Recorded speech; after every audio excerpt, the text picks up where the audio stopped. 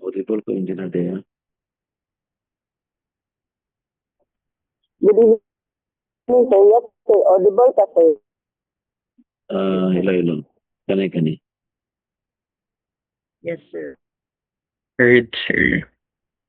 Yeah, okay. So, once again, good evening. No? So, our topic tonight is an application no, sa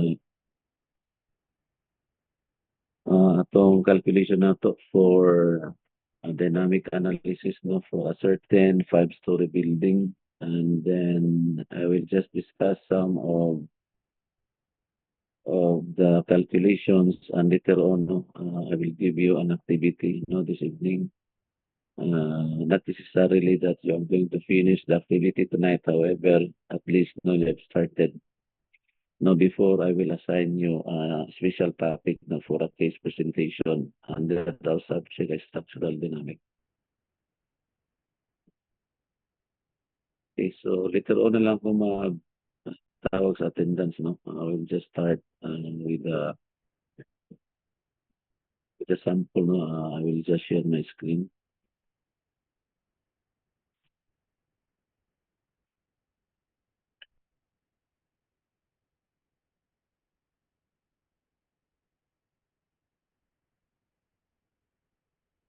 Yes, I hope you can see my screen, students.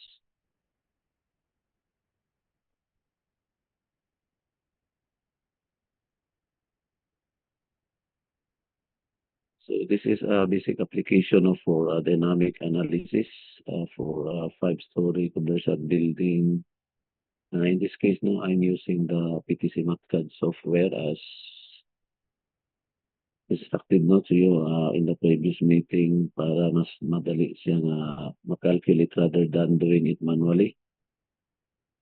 So this is a model no, on the upper right corner of the screen.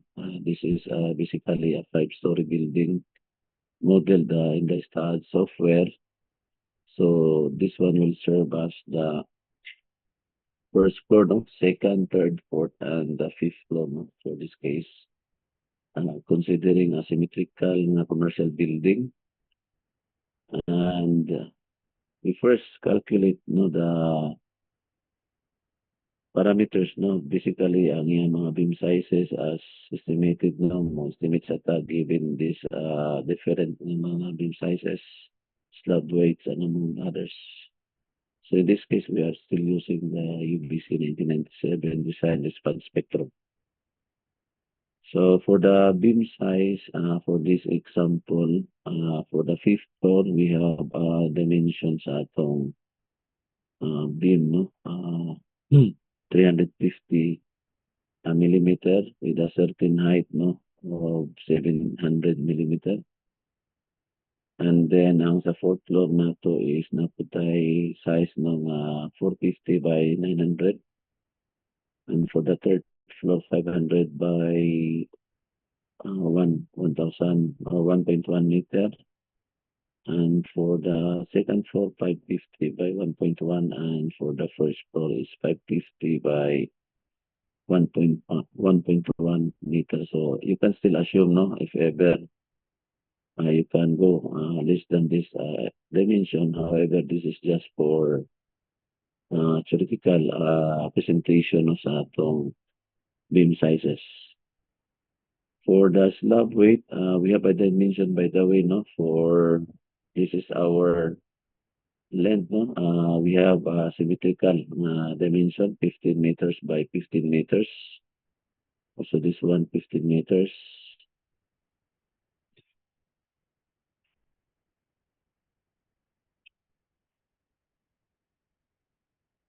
So we have here, no, kanina side, we have 15 meters on this side, and the other side is 15 meters.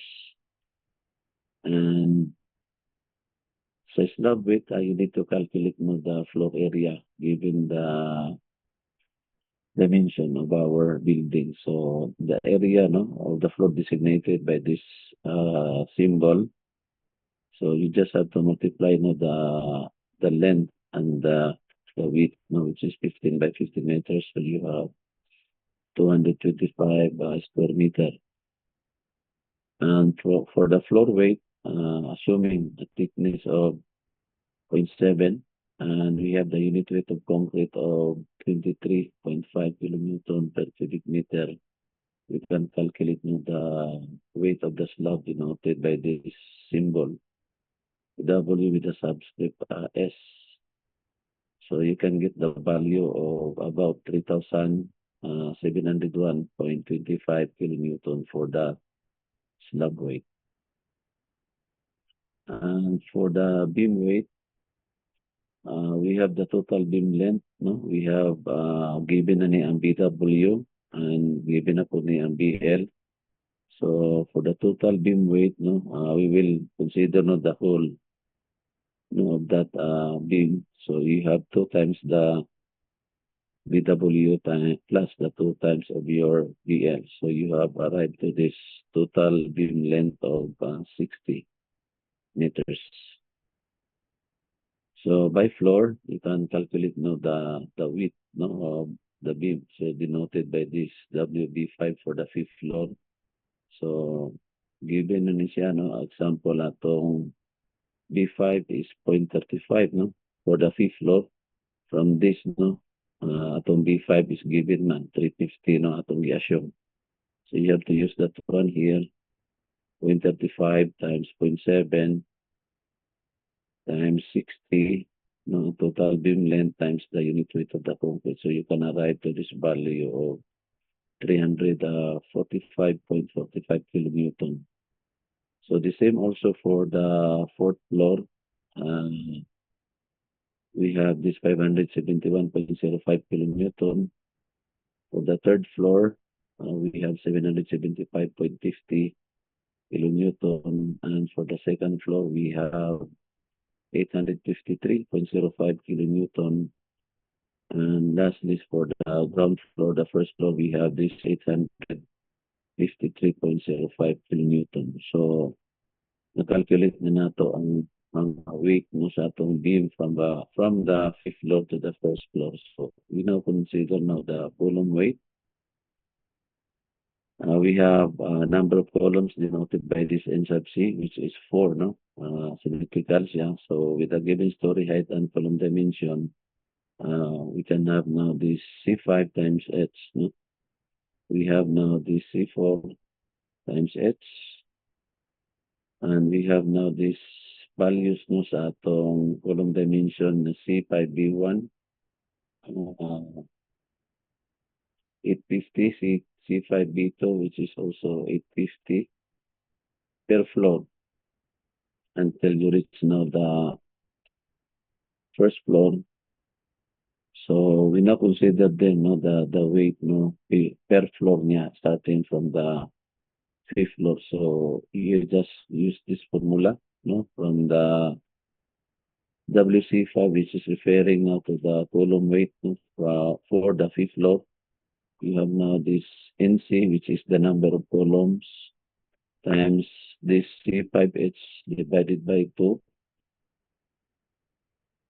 And then you have now this C5B1, which is 850. And then you have now this C5B2, which is 850.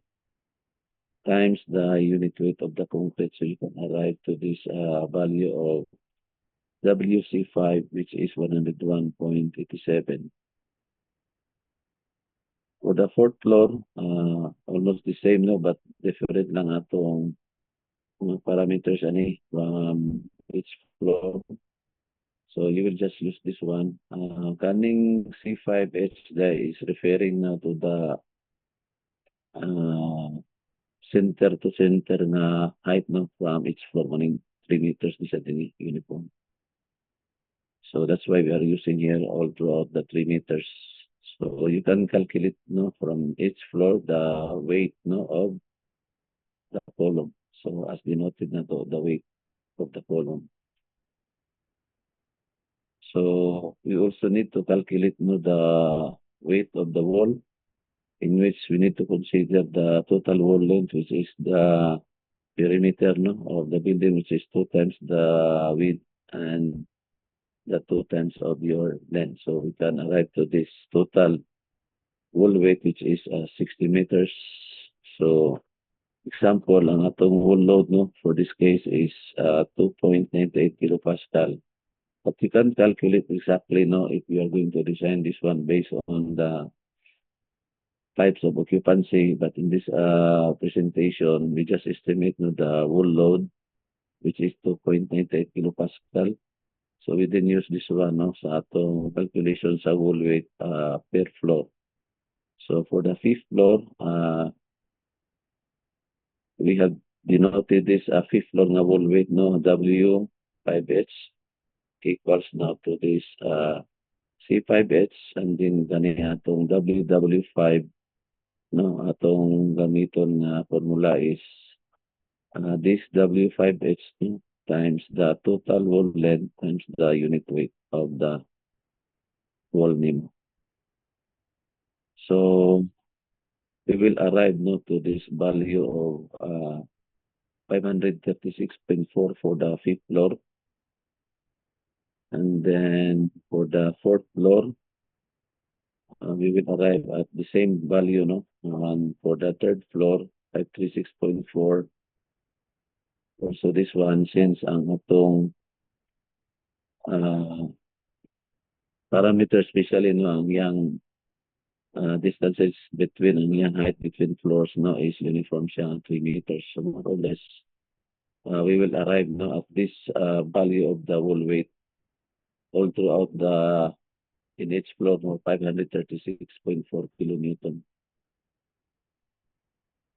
For the total weight per floor level, so we have applied this dead load denoted by this W subscript A, which is about 2.4 kilopascal. No, and then the applied dead weight is denoted by this D sub W, which is your applied dead load of 2.4 times the AF, which is ang AF is na namatay value ano yung i-calculate man nato ni taas ang atong EF.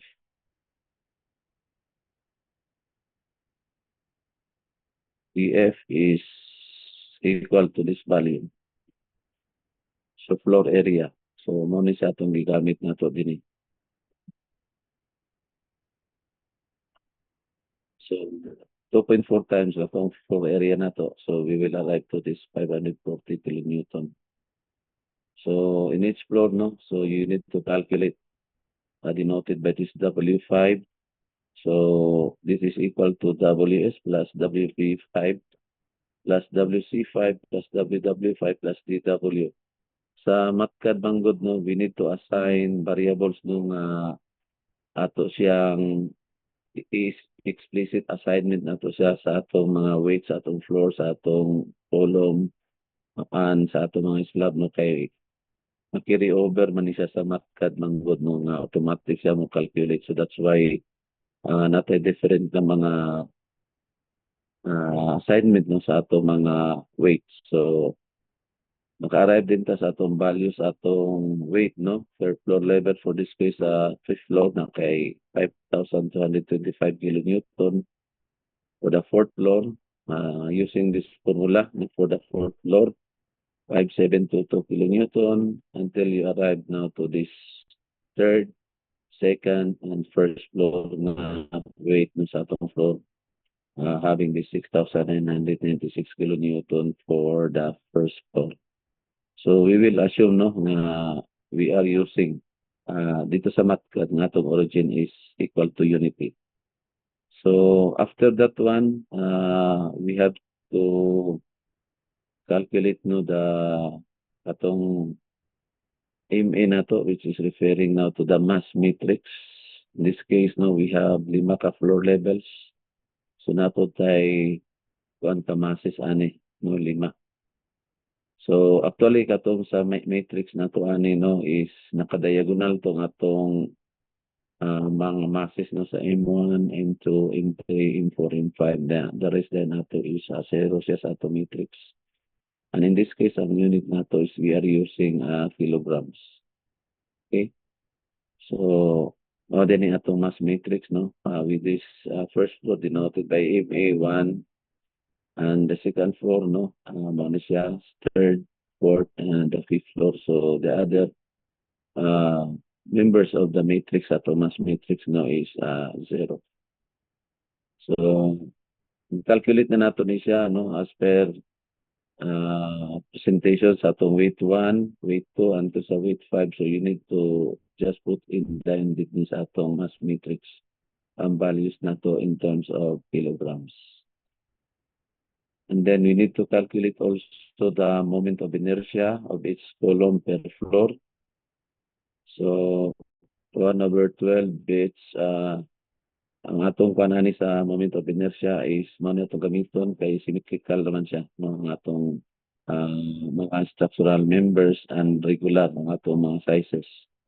So 1/12 times 850 raised to the fourth for the fifth floor, and then ang atong fourth, third, o second and first the same ang atong sizes no sa atong 1.1 no meter na size raised to the fourth. So you can arrive no to this moment of inertia of its column per floor. So after this moment of inertia, given no atong i-assume na ang atong modulus of elasticity of the concrete denoted by E sub C is equal to 21,000 megapascal.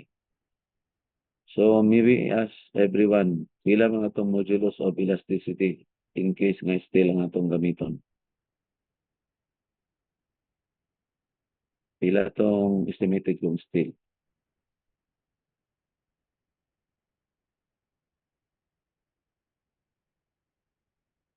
Kani concrete ni siya, 21,000. How much kung steel?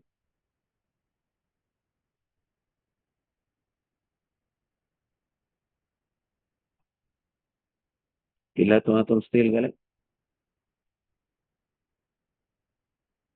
Kung 200,000, sir, megapascals. Pila again? 200,000 megapascals. 200,000 megapascal? Yes, sir. Okay. Tama ba, Engineer Mark?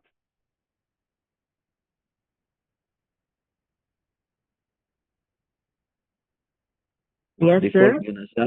Is it a default value? 200,000 megapascal? If ever walay kwan, sir, yes, sir. Yeah, normally no sa steel is 200,000 megapascal. But if you want to really have the explicit value no sa atong modulus of elasticity sa atong steel, so you can have it tested no sa laboratory. Okay, so tama ba, Engineer Dea? Pasiglahin mo modulus of elasticity of steel. Yes, sir. 200 PPA, sir. Yan, okay. So, medyo dagko ang atong sizes, no, because kuan no ni siya, the students, no.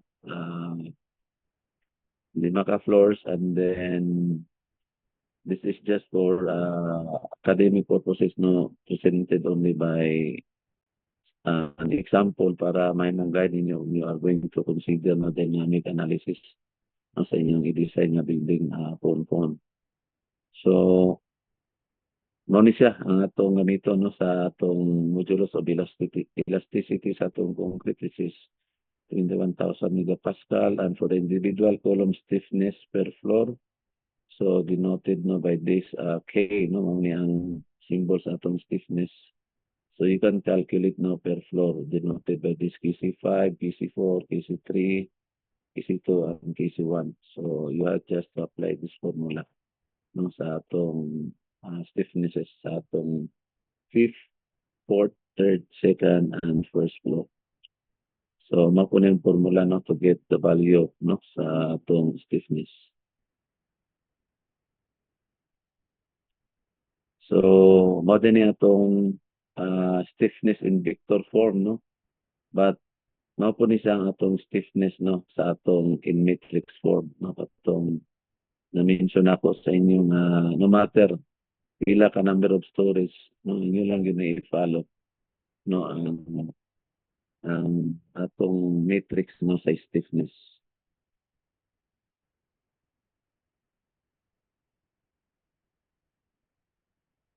So, what can you observe no sa atong stiffness sa atong matrix based sa yung nakita sa screen? Sa may common.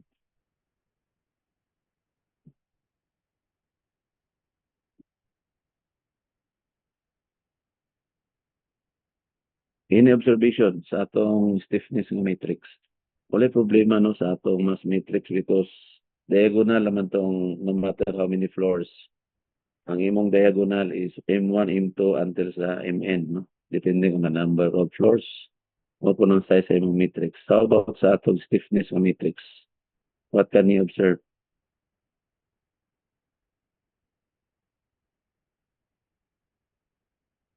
Engineer Dea, sa iyong na-observe sa stiffness matrix. One, sir. Mo to, sir, na observe gyapon ako, sir, nga diagonal gyapon ang stiffness. Pero summation siya sa duha ka stiffness, sir, on every diagonal. And at the same time, napod siya ay negative na counterpart.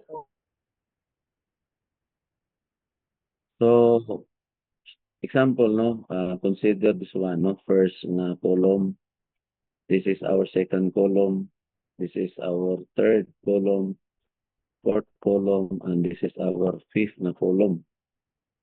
And also this one, this is our first row, second, third, no?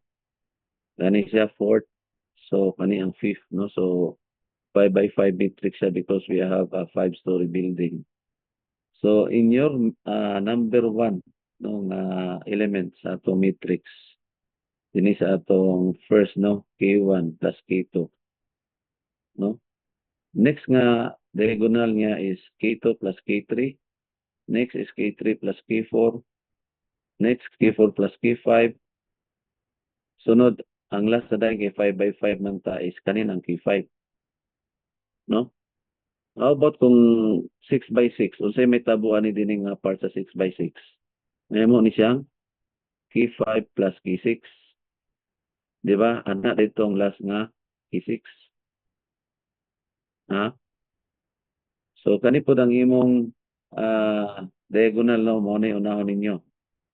So, in this case, 5 by 5. So, kani dayang at the side no sa imong first element no kaning K1 plus K2, this is just the negative of your K2 din eh.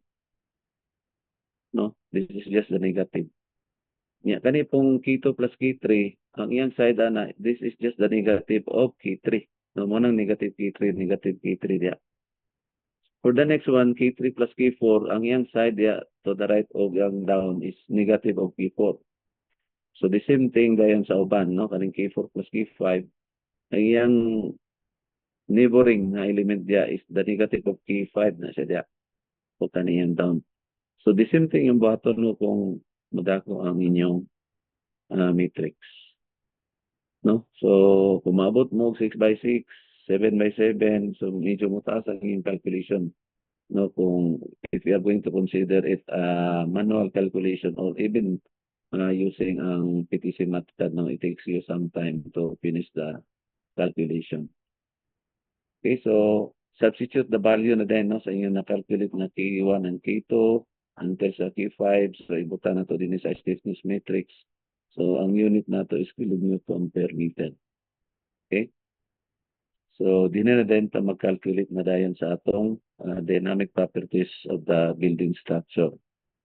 So for the circular frequency, we just denote this one using the eigenvalues. No, for the circular frequency, we have this eigenvalues of your stiffness over the mass.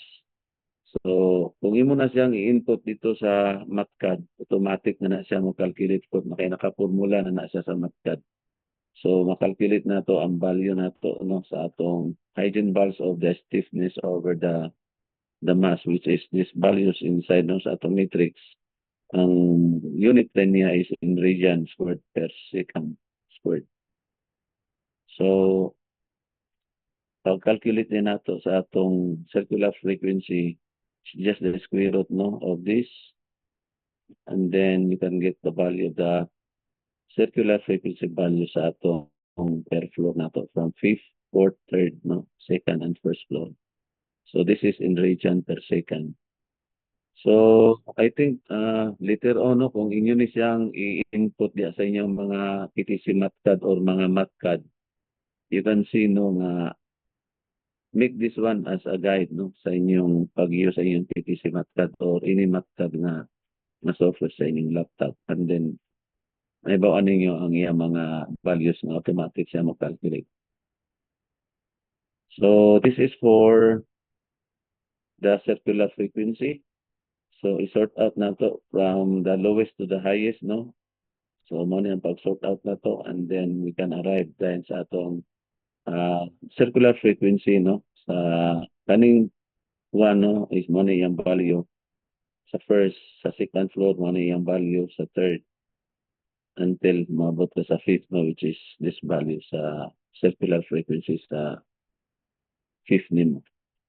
And then the period of vibration as per formula is 2 pi over the circular frequency.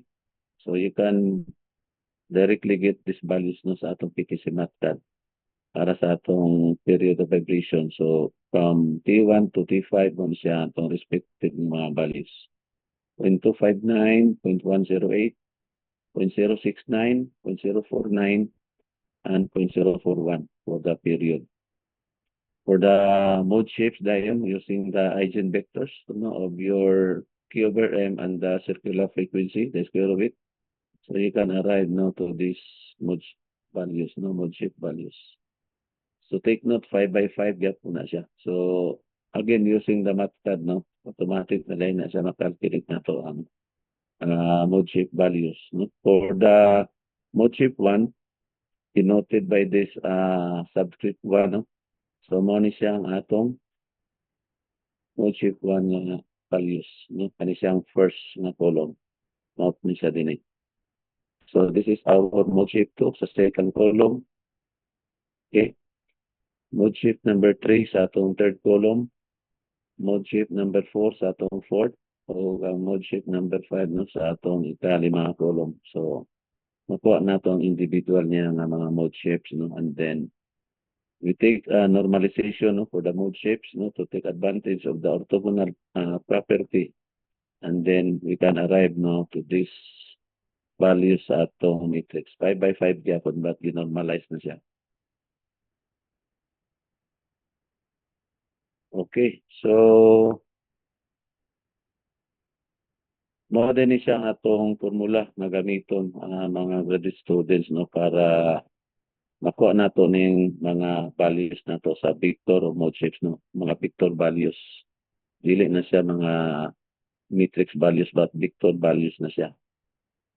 Okay, so kani siya, no, nakuha naman nato ning value para sa normalization. So mao ni atong gamiton nga formula, no, para makuha po nato ang atong value sa mga vector o mode shapes. So nakay formula, no, nakita ninyo ning subscript, no, nga I ug ang J. Kay kanang I and J is nag-refer na siya sa rows and columns, no, sa atong matrix, no, sa atong matrix din. So this is our column. So kana kung horizontal diya muna sa atong mga rows. So muna gi-refer aning I and J, no, and then square root, no, sa atong summation of this value, no, sa atong kani, no, squared, and then we multiply that one with the mass, no, in terms of per kilogram. Ang atong N is the rows of the matrix. Ang I nato is ang value niya is 1 to the N columns of matrix. So meaning, ano siyang column sa atong matrix din eh. So kani siya ang ipasabot column. Kana siya, second column. Ano siya ang nagkuha sa atong I ug ang J nato is just simply equal then to I. So for the vector or mode shapes, we can arrive, no, to this value based upon siya aning formula. Ano siya din eh. So we can arrive to this value, no, for the fifth, fourth, third, second, and first floor. And this is also for the vector or mode shape, no, until makuha na to ang until sa fifth floor. So kung ato siyang i-matrix form, you can arrive no to this value, no? Asa manigikan ang 0.0025 until 0.000074. Based sa ato na-calculate ng mga vector values sa atong mode shapes.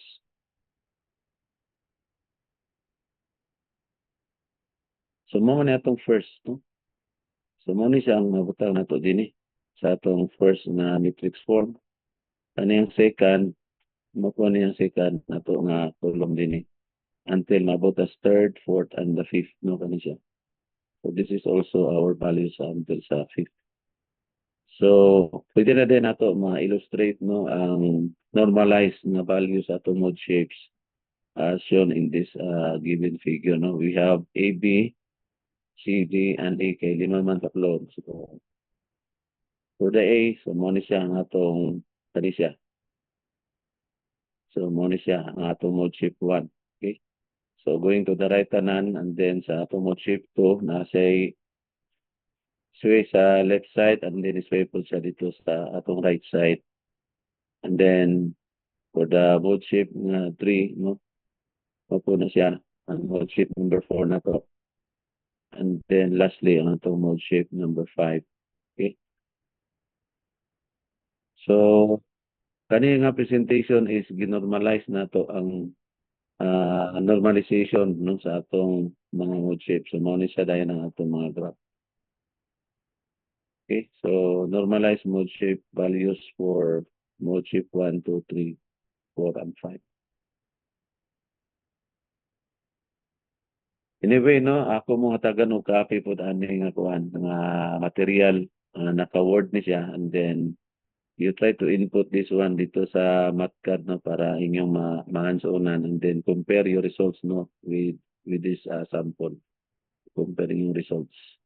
And then make this also as a reference no para sa activity nato this evening no matter kung dili siya required nga manon gyud ninyo but at least you have started no sa inyong activity and the deadline for that no is up until sa next nato nga meeting. No, so make use of this as your reference. Hoping na-install na ninyo mga Matcad sa inyong mga respective laptops. No? Na-install na ba ninyo? Ma'am Nizel, na-install na ba ninyo? Wala pa, sir. Mangita pa kong installer, sir. Okay. I think I can share siguro a sample of the Matcad installer na itong i-share dito sa kuhan. I think Google Classroom o kuhan, no? Kuhan ninyo sa Google Classroom. But kung ano ba na na-installer sa Matcad, good, no? You can install that one as early as now. But ako lang yung i-share itong copy sa installer. Okay, so for the influence na coefficient for the modal participation factor, no, assume na to siya as unity ang atong R. So, dini sa atong formula dayon, 1 atong gamiton, no, sa atong module 1 for the participation factor denoted by this formula.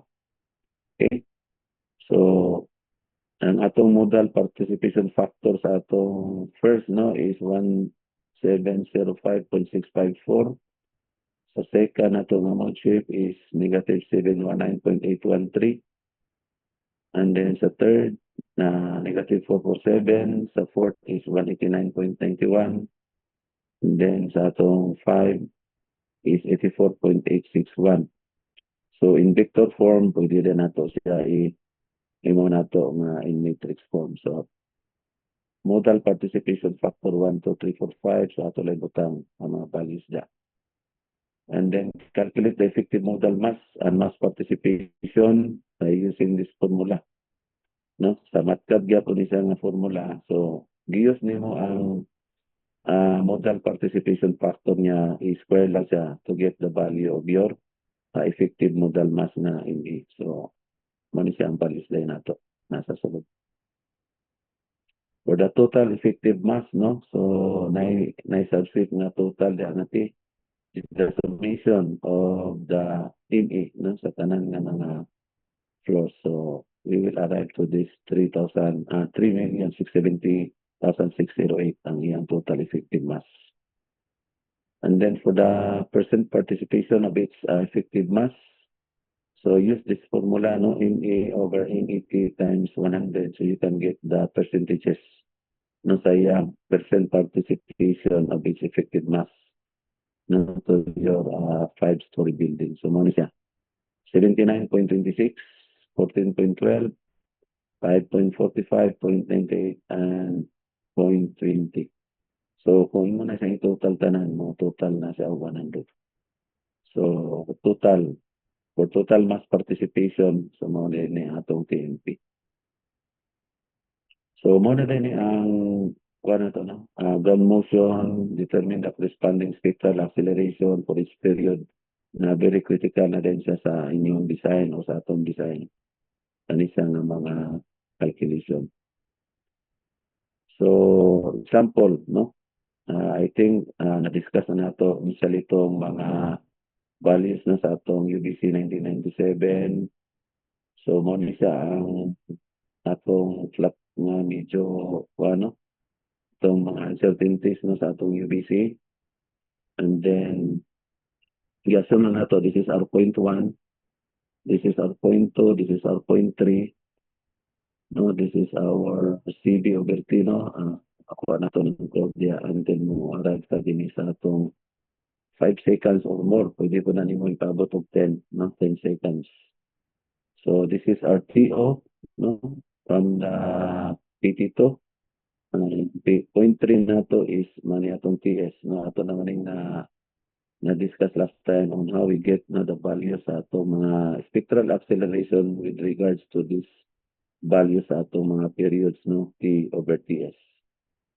So assuming no nga atong NA sa atong area is 1.4, ang atong NB is 1.9, so ang atong corresponding CB4 is 0.616 and CB is 1.216.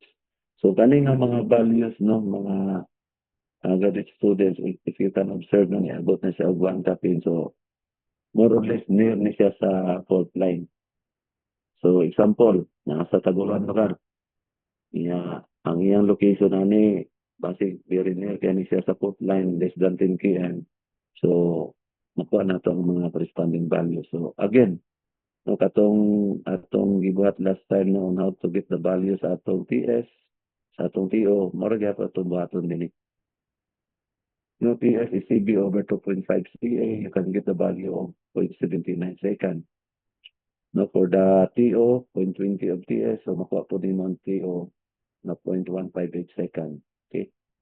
So, within the short period, so these are the time period no considered siya a short period na region, which is T over TS na 0 second, T over TS na 0.2, o T over TS na 1 second, nabilong na sila sa short period na region.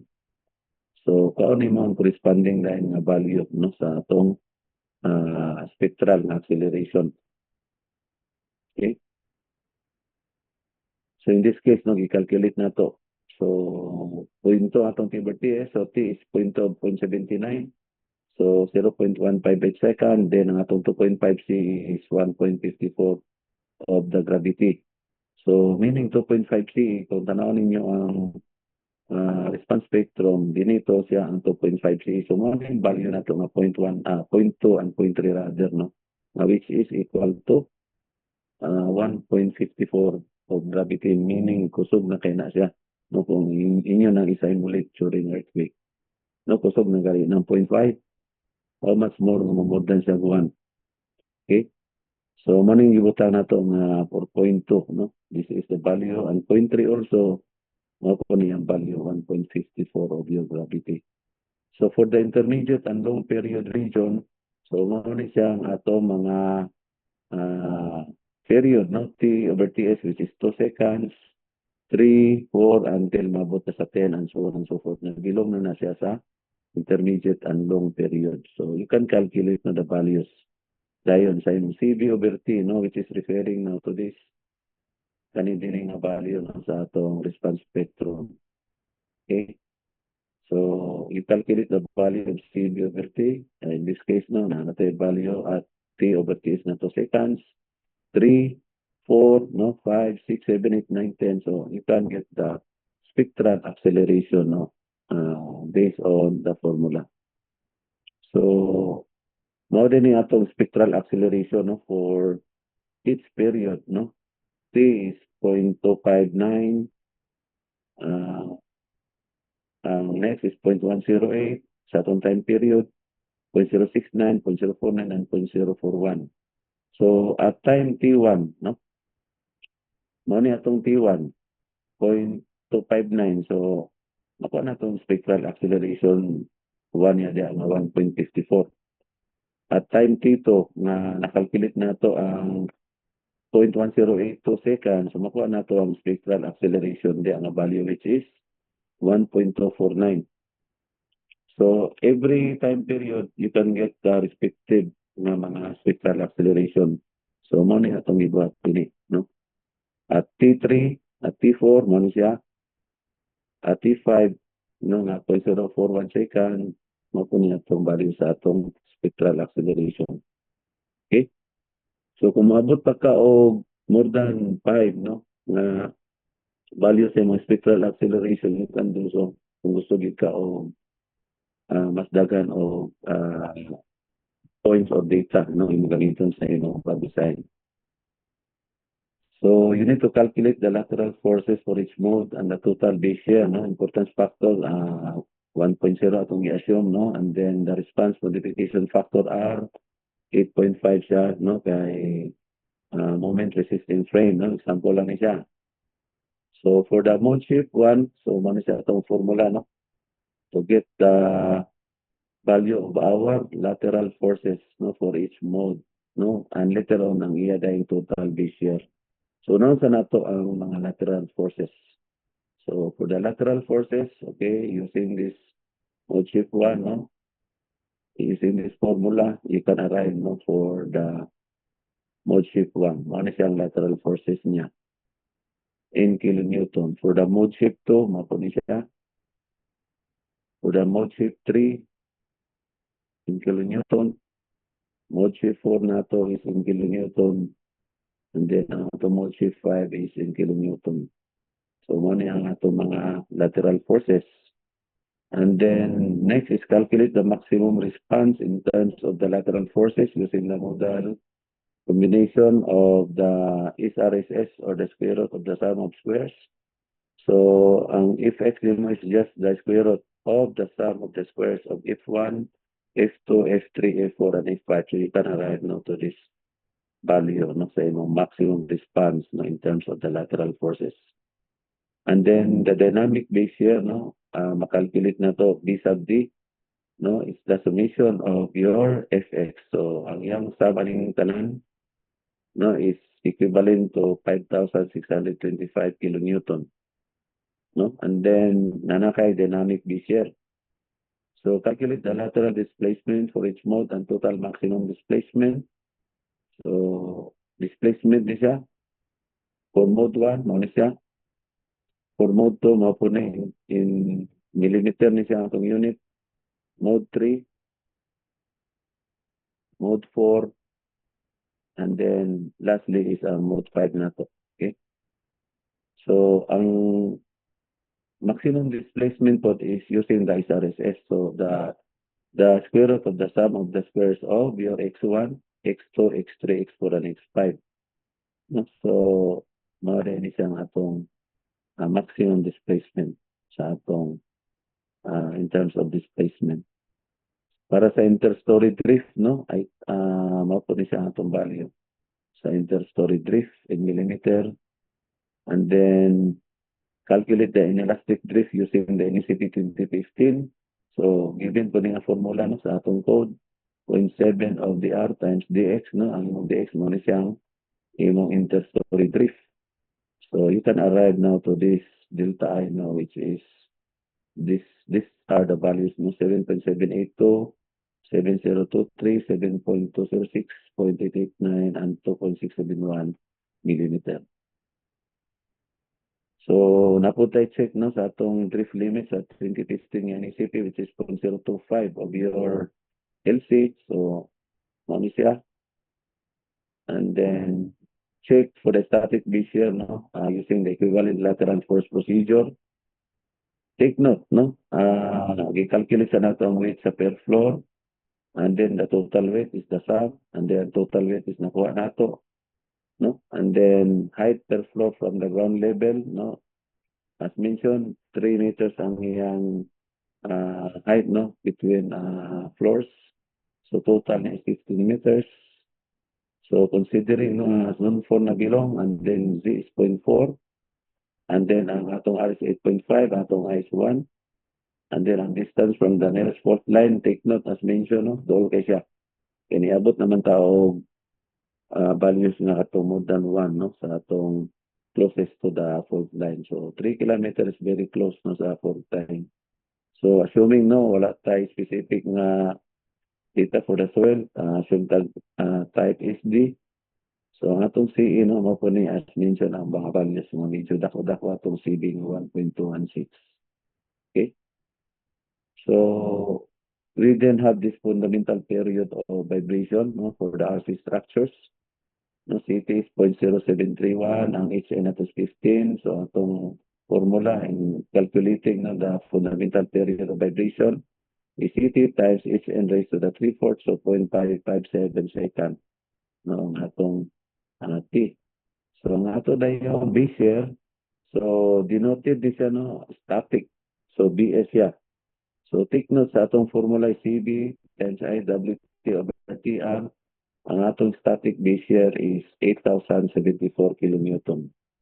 So i-compare na to ang base here na to ang static 8,074. Pila tong atong dynamic? Pila atong dynamic base here ganina?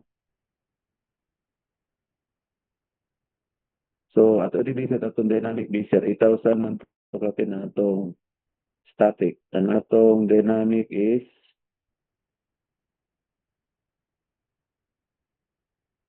5, no?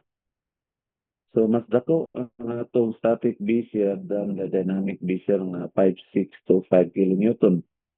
So as per discussion in our previous meeting, what we will do no sa atong mayos na base here. Considering dynamic analysis, but ang atong dynamic na base here is only 5,625 kilonewton. No, compared to 8,000 no sa atong static base here. No kani siya 8,074. So kung sa to ang per code, i-scale up ba nimo ang dynamic base here? Or Scale up, dili sir.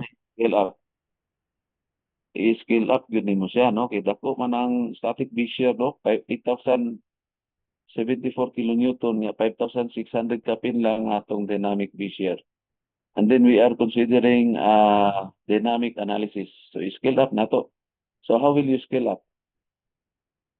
So katong pwede ka nga minimum lang siya nga mutungtong siya 90%. So unsa ano pag-scale up si dynamic? Pila man ang gamiton ni mga value if I may ask you before we will proceed sa atong gamiton nga base.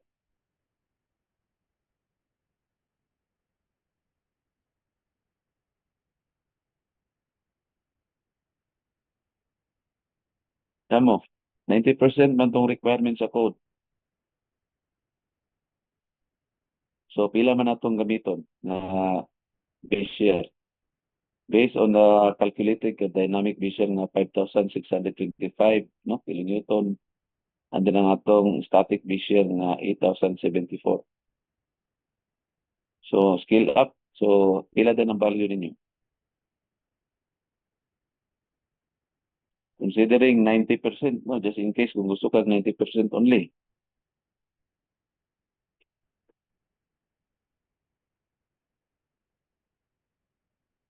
Pila man yung value nga gamiton?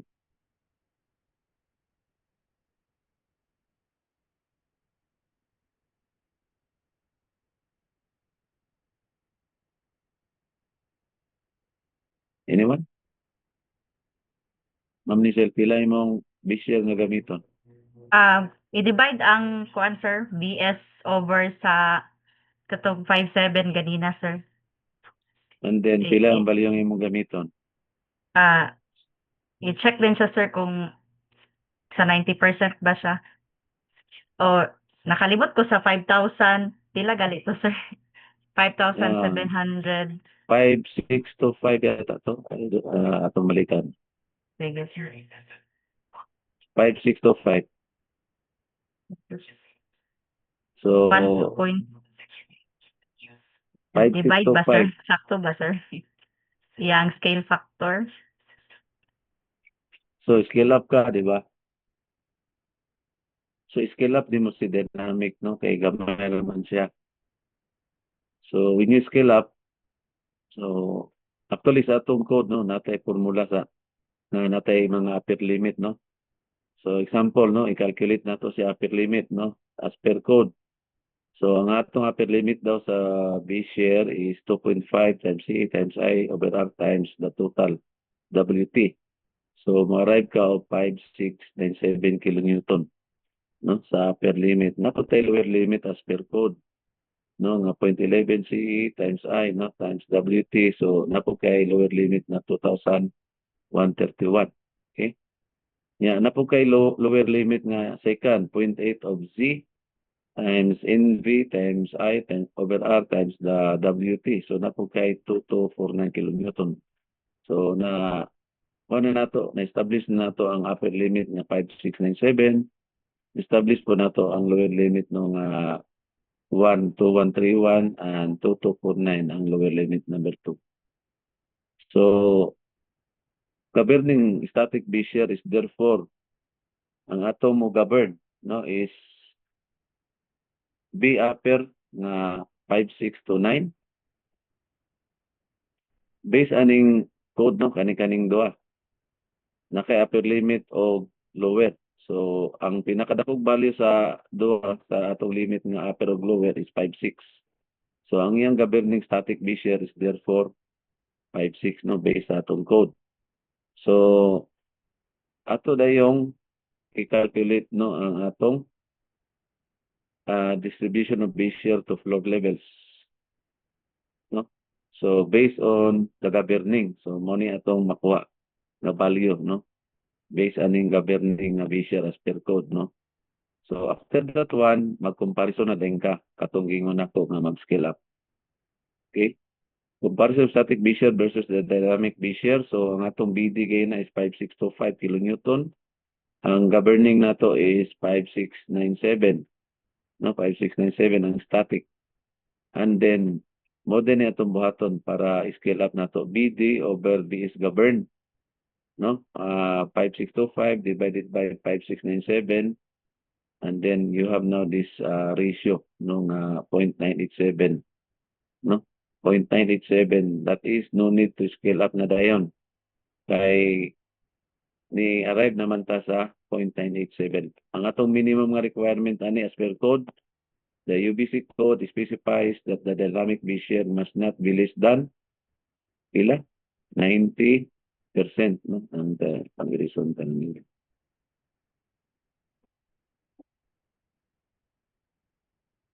So kani siya. Morning na sa code na to, no? 90%.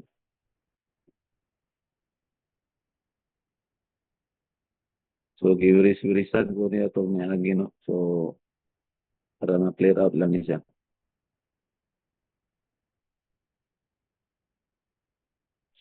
So, morning na sa code, no?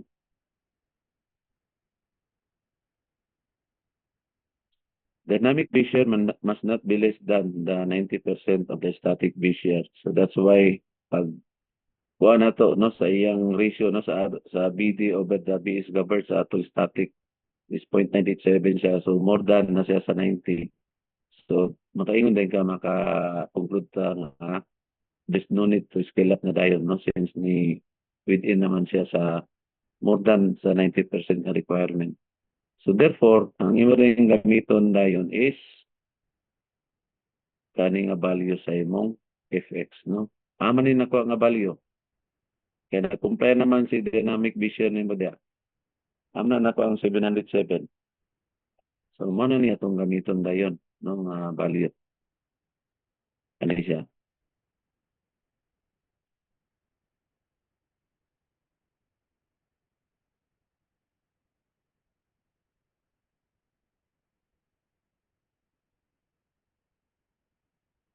Alam mo kalibog ani no kay do ang atong code is naka register nga calculated nga 8,074 no naka 8,074 but ang code is nag-ingon siya nga nay upper limit no napod siya ay lower limit. So imo gina siyang i-calculate no.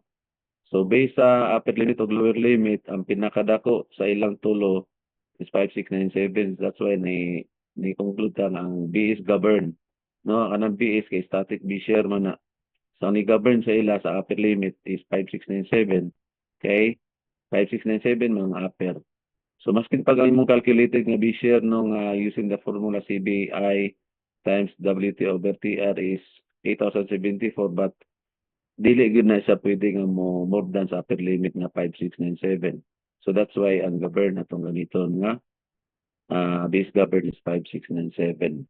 So ana din ta mag ratio no kung ang imo bang dynamic B-share over the static B-share nga govern is more than ba siya sa 0.9 or kung less than ana ka mag-scale up but in this case 0.987 naman siya or 98.7% naman siya so more than na sa daan no ang atong dynamic B-share sa base govern nga 5697 ano kuan almost close na siya sa 5697 na govern ay 98.7% man siya so no need to scale up. So that's why ato na rin gamiton ni ang value nga 707, 1169, 1299, 1171 o 1280 no nga mga lateral forces nato in kilonewton. So basically mo ni siya ang guide na lang no sa inyong end para i-kuha ninyo no i-post through na inyong yatag na ko nga kuha ninyong activity tonight no and then I'll give you 5 story man no. Mga tasuro ko og different nga problem no sa 5 story nga para inyo lang kuha ninyo sa matcad no inyo lang hands-onan dito experience ninyo pag-use sa matcad para maka-hands-on pod mo o calculate no sa application no sa atong equation no sa atong mga formula sa structural dynamics.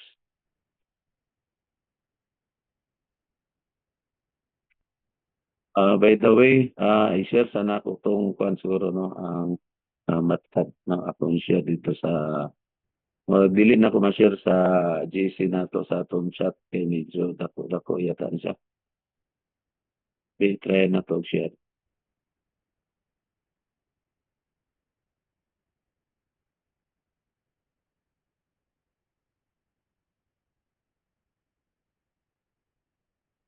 Atong uban nga nanay mga matcad no so you can also share dito sa inyong mga classmates.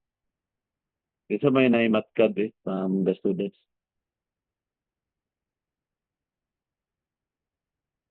Hindi wala pa gid mo nag-download sa matcad. Engineer Bobadilla, wala pa rin mag-download ang matcad. Ano na si Engineer Josephine? Can you share also that one, Engineer Josephine, just in case no nga usay man go dili compatible no ang atong ah, software no sa ubang computer and then katong naa you can share dito sa GC. Yes, sir. Kuan lang, pwede ang website na lang nga akong gi-downloadan akong i-share, sir. Sige, you can share. Asa man mo i-share sa GC. I-try po na ko share no ang file no nga ako po na download depende kung asa siya compatible po. So please share na lang Engineer Josephine.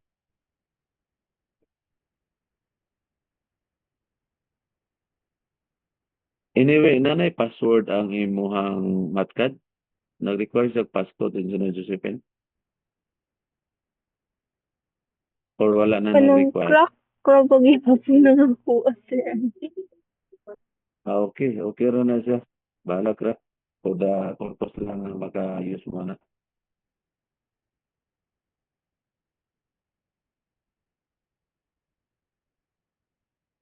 Kung sa version na imo Engineer Josephine, base karaan na ikuha.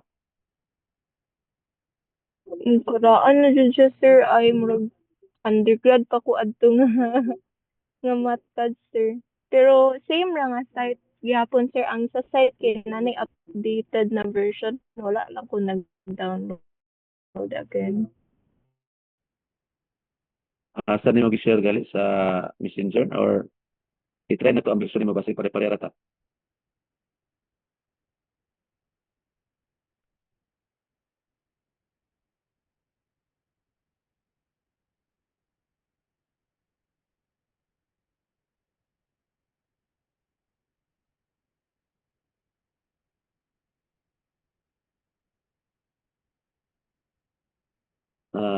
I-share na lang Engineer Kuan Bay Josephine.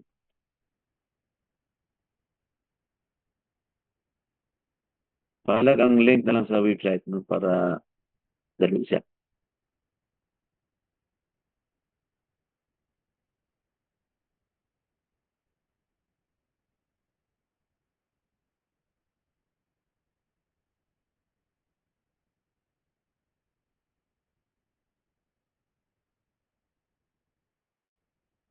So sa track B no, so i-share na ko po ni siya sa track A na lang ha, Engineer Josephine para makuha to sa back.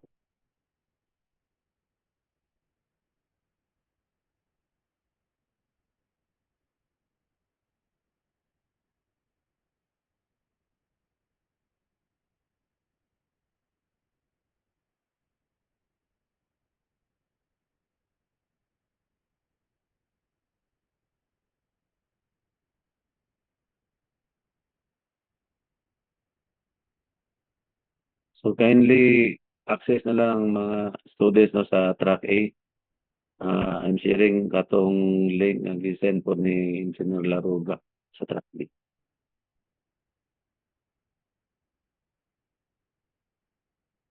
Okay.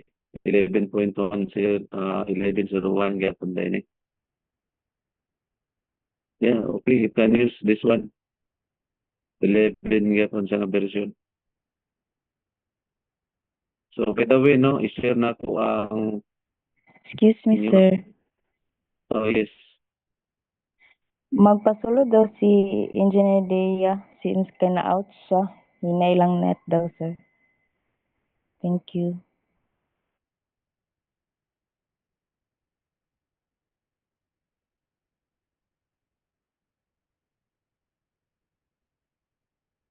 This day.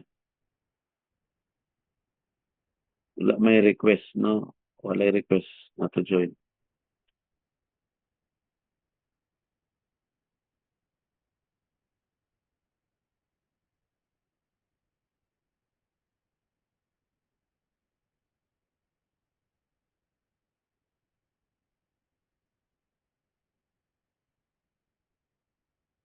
So ako i-share no ang para sa activity this evening.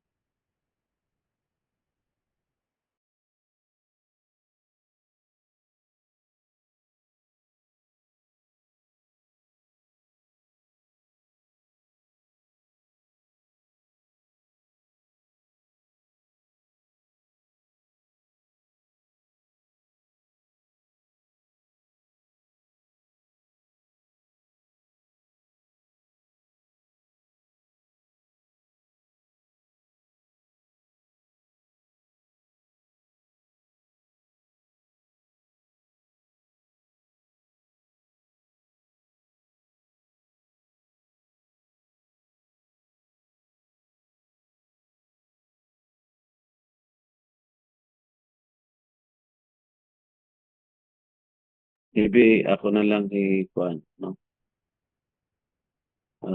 Give you pila ka story ni.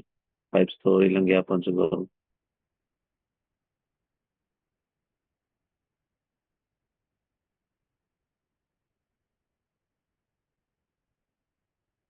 I think it's better siguro mga kuwan, 6 story na lang.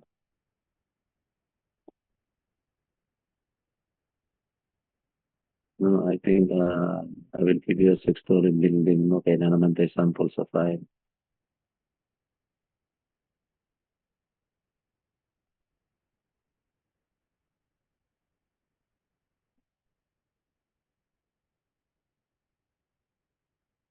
So I'll give you a screenshot dayon no sa atong problem.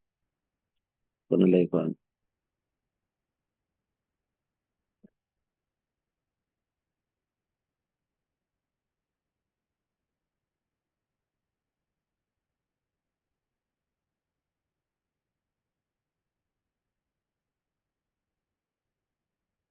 I will share this one sa kung ano sa inyo sa atong chat room. 6 story building.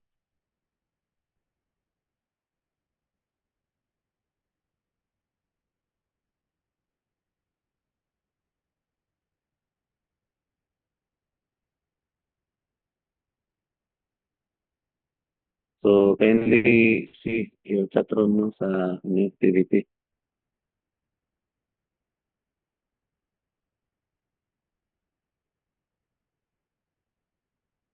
And then I'll just share this file no, sa inyo.